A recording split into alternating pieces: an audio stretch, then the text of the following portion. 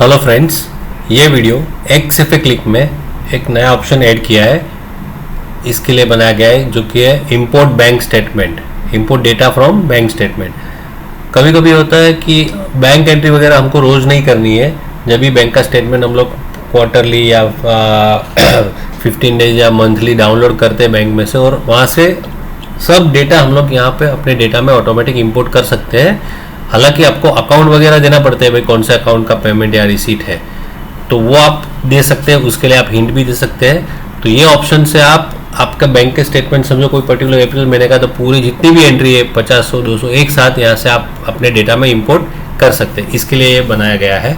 अभी आपको जो भी बैंक स्टेटमेंट इंपोर्ट करना है तो आपको डेटा एंट्री में bank other entries import bank statement option है। जैसे आप सिलेक्ट करेंगे आपको आपकी बैंक यहाँ पे सिलेक्ट करनी है। अभी यहाँ पे मैंने डमी ICICI बैंक बनाई है। जैसे आपने 2-3 बैंक है तो जो भी बैंक का स्टेटमेंट आपको इंपोर्ट करना है वो बैंक सिलेक्ट करनी है। जैसे आप बैंक सिलेक्ट करेंगे तो वो आपको पूछेगा सिलेक्ट एक्सेल फाइल में, कहाँ पे आपकी एक्सेल बैंक की स्टेटमेंट है, जो बैंक में से इंटरनेट बैंकिंग से आप लोग डाउनलोड करते हैं वो फाइल। जनरली वो एक्सेल SX प्रेफरेबल है, या कोई XLS फाइल होगी या CSV फाइल होगी तो भी चलेगा, लेकिन एक्सेल SX इज प्रेफरेबल। तो इसको हम सिलेक्ट करेंगे। जैसे इसको सिलेक्ट करेंगे वो ये फाइल ओपन कर देगा। ये फाइल ओपन करना जरूरी इसके लिए है कि उसमें कौन सी कॉलम है, कि भाई डेट की column, narration, cheque number, value date मतलब रिको डेट कौन सी है, विड्रॉल, डिपॉजिट अमाउंट है, क्लोजिंग बैलेंस। और कभी कभी अमाउंट की कॉमन कॉलम रहती है और बाजू में दूसरी कॉलम रहती है डेबिट या क्रेडिट है, तो वो भी आप सेटअप करना है आपको यहाँ पे। अभी ये आप कॉलम सब देख रहे हैं। अभी आपको यहाँ पे सॉफ्टवेयर में अभी यहाँ पे समझो बैंक का फॉर्मेट, अभी ये फर्स्ट टाइम हम लोग इंपोर्ट करते हैं, तो कौन सी बैंक के लिए ये हम लोग जो अभी सेटअप बनाएंगे, कौन सी कॉलम कहाँ पे है एक्सेल में, तो यहाँ पे इंसर्ट करके वही ICICI बैंक फॉर्मेट है, ICICI बैंक फॉर्मेट ये नाम दे देंगे। अभी डेट कॉलम, तो यहाँ पे हमको एक्सेल फाइल में देखना है कि भाई डेट कॉलम A है, ओके, चेक नंबर C है और वैल्यू डेट D है। तो यहाँ पे डेट कॉलम A है, चेक नंबर C है, रिको डेट D है और डिस्क्रिप्शन B कॉलम है। अभी ये ऑप्शन बहुत इंपॉर्टेंट है। बस हमारे जो स्टेटमेंट है उसमें विड्रॉल डिपॉजिट की सेपरेट कॉलम है या कॉमन एक अमाउंट की कॉलम एक की है और डेबिट और क्रेडिट की अलग कॉलम है। तो यहाँ पे हम देख रहे हैं कि भाई विड्रॉल डिपॉजिट की अलग अलग कॉलम है, तो separate with this withdrawal column कौन सी है यहाँ पे समझो। अब ये E और F विड्रॉल बैलेंस कॉलम का कोई इंपॉर्टेंट नहीं रहता है। यहाँ पे मैं E दूंगा, यहाँ पे F दूंगा। सेम कॉलम अगर यहाँ पे सेपरेट सेम एक्सेप्ट नहीं करेगा, लास्ट में आपको एरर देगा। तो ये डिफॉल्ट रो मतलब ये डेटा कौन सी रो से शुरू होता है। यहाँ पे ये फर्स्ट डेटा 6th रो से। जनरली क्या होता है कि ये जो डेटा शुरू होने की जो रो होती है वो हर एक टाइप स्टेटमेंट में फिक्स रहती है, तो ये 6th रो है तो वो हम लोग यहाँ पे फिक्स लिख सकते हैं। और ये इंपोर्ट, अभी ये ऐसे बैंक का प्रोफाइल अभी बन गया। अभी हमको ये घड़ी घड़ी चेंज करें, अगर कोई स्टेटमेंट के फॉर्मेट में चेंज होता है तो ही यहाँ पे जाके एडिट में करना है, वरना आप इसको सिलेक्ट करेंगे। और डेट भी आपको, जैसे आपने ये एक्सेल फाइल ओपन की थी तो वहाँ पे आपको मालूम है अप्रैल का स्टेटमेंट, आपको डेट चेक कर लिए है कि भाई 2 अप्रैल बराबर। कभी ऐसा हो सकता है डेट का कोई फॉर्मेट प्रॉपर नहीं हो तो 0402 4 फरवरी भी यहाँ पे दिख सकता है, तो आपको डेट का फॉर्मेट चेंज करना पड़ता है। अभी अप्रैल का है और मुझे यहाँ पे डेट देनी है। अगर मैं यहाँ पे दूसरी कोई डेट दूंगा ना तो वो चेक करके बोलेगा भाई ये डेट का डेटा इसमें नहीं है। अभी 1/4/2024 से लेकर 30/4/2024 ये सब कॉलम हो गई। ऑल एंट्री साथ में लेनी है, खाली रिसीट पहले पेमेंट बाद में लेनी है। ऑल एंट्रीज एक्सेल वर्कशीट, अभी एक्सेल में भी 2-3 अलग अलग वर्कशीट भी हो सकती है, लेकिन जनरली 1 रहेगी worksheet number. Excel row start from 6। End row अगर आप चेक करके एंड रो लास्ट डेटा कौन सी रो पे है, 14th रो पे यहाँ पे एक्सेल की, यहाँ पे आप देंगे तो उसको आगे चेक करना नहीं पड़े। और जैसे आपने ये सेट किया, ये इंपोर्ट पे क्लिक करेंगे हम। जैसे ही इंपोर्ट पे क्लिक किया तो वो सब ये सब मैसेज आ रहा है भाई अगर सेम एंट्री ऑलरेडी पहले कर ली है इंपोर्ट तो हम लोग दूसरी बार नहीं करेंगे। कोई भी एंट्री में अकाउंट ब्लैंक है तो हम लोग उसको एक सस्पेंस अकाउंट बैंक स्टेटमेंट करके डमी अकाउंट बना, डिफॉल्ट अकाउंट बनाया उसमें डाल देंगे, फिर आपको उसमें से एडिट करना पड़ेगा चेक करके। और अगर कोई भी हिंट टेक्स्ट, जो यहाँ पे एक ऑप्शन है हिंट टेक्स्ट का, मैं समझा रहा हूँ कि वो अगर कहीं पे भी डालेंगे तो उसका अकाउंट जो भी दिया है सेट किया है उसके सामने मैपिंग किया है वो हर एक जगह पे ऑटोमेटिक आ जाएगा। Okay, yes to continue. जैसे यस करेंगे वो पूरा जो बैंक का एंट्री है जितना भी वो यहाँ पे उसने ले लिया, आपको दिखा दिया। अभी तक ये आपके डेटा में सेव नहीं हुआ है। जब भी आप सब चेक कर लेंगे फिर इंपोर्ट यहाँ पे क्लिक करेंगे तभी वो सेव होगा। अभी समझो यहाँ पे एक हिंट है और अकाउंट नेम है। अकाउंट नेम हमको देना है कि ये 25,000 रुपये डिपोजिट हुआ है तो किसका हुआ है, राइट। कि भाई 25,000 रुपये कहाँ से आया है। अभी यहाँ पे नरेशन भी बैंक में आती है, तो कोई पर्टिकुलर नरेशन, अभी ये DEB एक डमी पार्टी का नाम है, तो मुझे पता चला कि भाई ये जो पार्टी DEB1 नरेशन में, तो उसका अमाउंट है, तो ये मेरे लिए हिंट हो गई। तो मैं यहाँ पे एंटर मार के ये जो हिंट है पार्टी का नाम, उसको यहाँ से ऐसा कॉपी कर सकता हूँ, शिफ्ट दबा के ऐसा सिलेक्ट करके Ctrl+C कॉपी, और यहाँ पे हिंट में मैं डाल दूंगा, क्योंकि जहाँ पे भी आगे DEB लिखा रहेगा वो यहाँ पे जो मैं अकाउंट डिफाइन करूंगा वो अकाउंट में एंट्री जानी चाहिए। यहाँ पे मैं Ctrl+V करके पेस्ट करूंगा, और अकाउंट कौन सा है यहाँ पे मैं सिलेक्ट करूंगा, भाई ये DEB1 यही पार्टी का अकाउंट है, ठीक है। जैसे मैं एंटर मारूंगा तो जहाँ पे भी उसको DEB1 नरेशन दिखेगी वहाँ पे उसने ऑटोमेटिक ये अकाउंट ले लिया।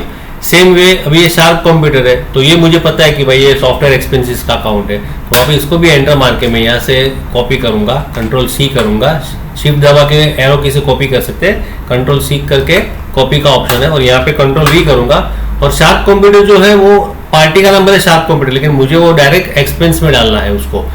तो यहाँ पे अगर मेरे अकाउंट है कंप्यूटर एक्सपेंस नहीं है, तो यहाँ से मैं इंसर्ट करके नया अकाउंट भी खोल सकता हूँ कंप्यूटर एक्सपेंसेस का, और वो अकाउंट में मैं ये जो एंट्री है वो डाल सकता हूँ, एक्सपेंसेस 100 रुपये, जो भी इसका ग्रुप अपने डिफाइन करना है एक्सपेंस वगैरह, ये सेव कर दिया मैंने।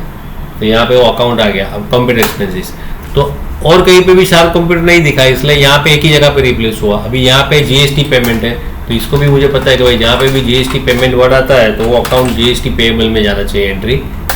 अभी यहाँ पे एडवांस टैक्स पेमेंट है, तो ये भी अगर मुझे पता है कि भाई एडवांस टैक्स पेमेंट है, लेकिन कभी एडवांस टैक्स आता है कभी इनकम टैक्स आता है, तो मुझे नहीं पता है, तो मैं हिंट पे कुछ नहीं डालूंगा, डायरेक्ट यहाँ पे जो भी उसका अकाउंट है इनकम टैक्स वगैरह वो अकाउंट में यहाँ पे दे सकता हूँ। अभी यहाँ पे जो एडवांस इनकम टैक्स का अकाउंट है वो दे दिया, इसके लिए मुझे हिंट नहीं देनी है, तो मैंने नहीं दिया। अभी यहाँ पे देखिए आपने GST पेमेंट लिया था और GST पेबल आया, तो यहाँ पे ऑटोमेटिक आ गया। अभी ये क्रेडिटर है, ये एक पार्टी है, CRD डमी पार्टी एक खोली है, तो ये इसको भी Ctrl+C करके Ctrl+V करूँगा, और यहाँ पे कौन सा अकाउंट देना है वो मुझे, गलती से मैंने वो देखिए पहले एडवांस टैक्स दे दिया, तो अगर वापस मैं वहाँ पे जाके यहाँ पे ये पार्टी का अकाउंट देता हूँ तो मैसेज देगा कि भाई, और जहाँ जहाँ पे ये हिंट के सामने ये अकाउंट है तो चेंज कर दे, वो ओके करेंगे तो यहाँ पे भी चेंज हो गया। अब ये सारे अकाउंट में हो गई। अभी सपोज ऐसा भी हो सकता था कि भाई एडवांस इनकम टैक्स है तो मुझे पता नहीं है, तो मैं ब्लैंक नन भी रख सकता हूँ, ब्लैंक, तो वो हिसाब से आप तो यहाँ पे मैंने ये अकाउंट जैसे ब्लैंक रखा है, और जैसे अभी मुझे पता नहीं है अकाउंट कौन से अकाउंट में डालना है ये एंट्री, तो मैं ब्लैंक भी रख सकता हूँ। और जैसे मैं इंपोर्ट पे क्लिक करूँगा तो मैसेज आएगा कि भाई if any account found blank then it will be replace by, मतलब ये जो 5,000 का एंट्री है वहाँ पे वो सस्पेंस अकाउंट बैंक स्टेटमेंट करके अकाउंट डाल देगा, फिर बाद में फ्यूचर में कभी भी मैं अकाउंट में जो एंट्री चेक करके उसको चेंज कर सकता हूँ। जैसे मैं यस करूँगा यहाँ पे सारी एंट्री बैंक में इंपोर्ट हो जाएगी। देखो यहाँ पे दिखा रहा है ये बैंक इंपोर्ट हो गया। अभी जब भी आप बैंक बुक या बैंक का लेजर देखोगे ICICI बैंक का एंटर, तो देखिए आप सब एंट्री इसमें आ गई। अभी आप डमी एंट्री है इसलिए मैंने इसमें ओपनिंग बैलेंस कुछ रखा नहीं था, और मेरे बैंक स्टेटमेंट में भी ओपनिंग बैलेंस नहीं था कुछ भी, तो इसका बैलेंस आता है 14,500। तो यहाँ पे भी देखिए आप क्लोजिंग बैलेंस 14,500 है, मतलब वो पूरा फिगर वाइज टैली हो जाता है। आपको अभी जब भी ये सस्पेंस अकाउंट है, अभी जब भी पता चलता है भाई मुझे ये अकाउंट में चेंज करना, तो यहाँ से भी आप एंटर मार के उसको एडिट कर सकते हैं। डायरेक्ट यहाँ पे जो भी अकाउंट है सस्पेंस की जगह पे एडवांस इनकम टैक्स में डाल दूंगा और इसको सेव कर दूंगा। तो जो भी नहीं पता है तो सस्पेंस अकाउंट में ऑटोमेटिक चली जाएगी। लास्ट में आपको सस्पेंस अकाउंट का लेजर चेक कर लेना है भाई सस्पेंस अकाउंट में कोई एंट्री बाकी है कि नहीं। अभी आप एंटर मारेंगे लेजर में कुछ एंट्री बाकी होगी तो दिखाएगा, तो आपको ढूंढ के एडिट करनी है, और अगर नहीं बाकी है तो ब्लैंक दिखाएगा। और ये सेम ICICI बैंक आपका पूरा लेजर ओपनिंग कुछ नहीं है, क्लोजिंग बैलेंस आपके स्टेटमेंट के साथ टैली भी हो गया। और मेन इंपॉर्टेंट बात ये भी है कि हम लोग ये जो एंट्री है बैंक स्टेटमेंट में से ले रहे हैं, इसलिए वो रिको डेट भी अपने आप डाल देगा। बैंक स्टेटमेंट में होगी तो, अगर नहीं होगी तो सेम डेट को रिको करेगा। अभी आप यहाँ पे रिको पे क्लिक करोगे तो रिको में आपको ब्लैंक दिखाएगा, कुछ रिको बाकी नहीं है, क्योंकि जो यहाँ पर बैलेंस और बैंक का बैलेंस टैली हो गया है। तो इस हिसाब से आप XFA क्लिक में कोई भी बैंक का आपका एक्सेल के फॉर्मेट में स्टेटमेंट होगा तो कोई भी पीरियड आप डिफाइन करके वो पर्टिकुलर ईयर के हिसाब से वो बैंक का एक प्रोफाइल फॉर्मेट बनाना है, कॉलम का एक बार सेटिंग करना है और उसको इंपोर्ट करेंगे। और इंपोर्ट करने में आप हिंट टेक्स्ट वगैरह दे सकते हैं। अभी आपको एक हिंट टेक्स्ट का मीनिंग समझा रहा हूँ। अभी ये हमने अप्रैल की एंट्री इंपोर्ट कर दिए। अभी सेम मैंने डमी एंट्री, सेम एंट्री मई महीने में डाली है। अभी हम लोग मई महीने का स्टेटमेंट इंपोर्ट करेंगे यहाँ से, डेटा एंट्री, बैंक आधार, इंपोर्ट बैंक स्टेटमेंट। अभी यहाँ पे मुझे ICICI बैंक है वो मैंने सिलेक्ट कर ली। जैसे ICICI बैंक सिलेक्ट किए तो वो स्टेटमेंट कहाँ पे है, ये स्टेटमेंट है, इसमें मई महीने की भी एंट्री है। जैसे ही सिलेक्ट करूँगा वो फाइल यहाँ पे ओपन हो जाती है। अभी इसमें अप्रैल की एंट्री और मई की भी एंट्री सेम मैंने खाली डमी कॉपी करके दिखाने के लिए डाली है। इसमें भी सेम एंट्री और बैलेंस हो गया 29,000। तो अभी मैं ये पूरा स्टेटमेंट 2 महीने का भी साथ में इंपोर्ट कर सकता हूँ। तो जो ऑलरेडी इंपोर्ट हो गई वो एंट्री वो दूसरी बार नहीं लेगा कंप्यूटर। अभी यहाँ पे बैंक का फॉर्मेट ऑलरेडी सिलेक्ट किया हुआ है, सेव किया हुआ है इसके कॉलम्स वगैरह। यहाँ पे हमको खाली डेट डिफाइन करनी है। अभी यहाँ पे मैं सपोज 1/4 से ही लूँगा या 1/5 से भी ले सकता हूँ, 30/31/05/2024, ठीक है। ऑल एंट्रीज वर्कशीट नंबर 1 6 और उसका रो कहाँ पे एंड हो रहा है, समझो रो यहाँ पे अभी 23rd में वो एंड हो रहा है। तो यहाँ पे मैं 23rd डाल के इंपोर्ट करूँगा। अभी इंपोर्ट करूँगा मैं जैसे ही, तो वो जो एंट्री बाकी है वही एंट्री लेगा। अभी आप देखेंगे यहाँ पे तो खाली मई महीने की एंट्री आई, क्योंकि अप्रैल की ऑलरेडी एंट्री आ गई थी तो वो डुप्लीकेट एंट्री नहीं लेता है। और जैसे मैंने हिंट डाली थी, देखिए लास्ट टाइम, तो वो हिंट के हिसाब से उसने सब एंट्रियाँ ले ली है। GST पेमेंट, डेटर 1, कंप्यूटर, सब, मतलब ये जो हिंट के एक बार मैंने डिफाइन कर दी हिंट, तो नेक्स्ट टाइम कभी भी वो स्टेटमेंट कोई भी पीरियड का करेंगे तो वो हिंट के हिसाब से अकाउंट अपने आप यहाँ पे ले लेगा।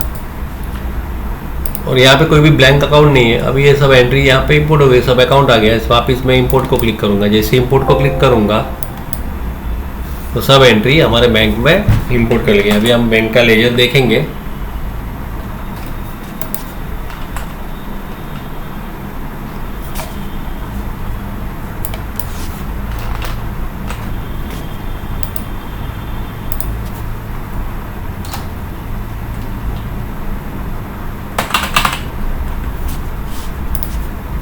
एंटर। तो ICICI बैंक में आप देख सकते हैं कि सारी एंट्री आ गई। उसमें मैंने एक एडवांस टैक्स की एंट्री मई महीने में नहीं ली थी, तो वही सबसे बैलेंस हमारा हो गया 34,000 और बैंक स्टेटमेंट में भी बैलेंस है 34,000। तो ये मई महीने की एंट्री भी अपने आप यहाँ पे आ गई। अभी कुछ रीज़न से समझो ये हिंट मैंने डाली है, वो हिंट मुझे कुछ चेंज करना है, कैंसिल करनी है। तो जब भी मैं यहाँ पे जाऊँगा बैंक इंपोर्ट में, यहाँ पे जो मेरी बैंक है ICICI बैंक, वो मैं सिलेक्ट करूँगा। और सिलेक्ट करने के बाद मुझे जो भी बैंक स्टेटमेंट की XLS फाइल है वो सिलेक्ट करनी है।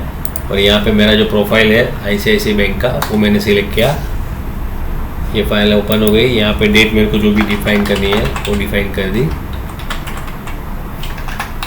तो यहाँ पे एक बटन है, देखिए नीचे लेफ्ट साइड पे एडिट हिंट।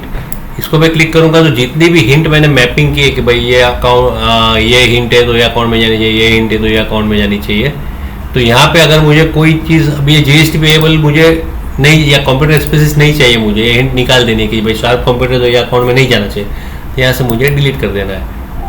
यस, तो यहाँ से निकल गया। जैसे यहाँ से निकल गया, अभी नेक्स्ट टाइम जो भी स्टेटमेंट आएगा उसमें अगर भले शार्प कंप्यूटर रहेगा नरेशन में तो अकाउंट ब्लैंक रहेगा।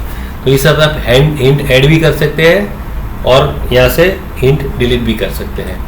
और ये आपका जो भी स्टेटमेंट है, जितने भी एंट्री देती है वो आपके बैंक में ऑटोमेटिक इंपोर्ट हो जाती है। आपको कैलकुलेशन भी करने की ज़रूरत नहीं पड़ती। अगर आपका अगले का रिकॉर्ड टैली है तो ये रिकॉर्ड भी ऑटोमेटिक टैली हो जाता है।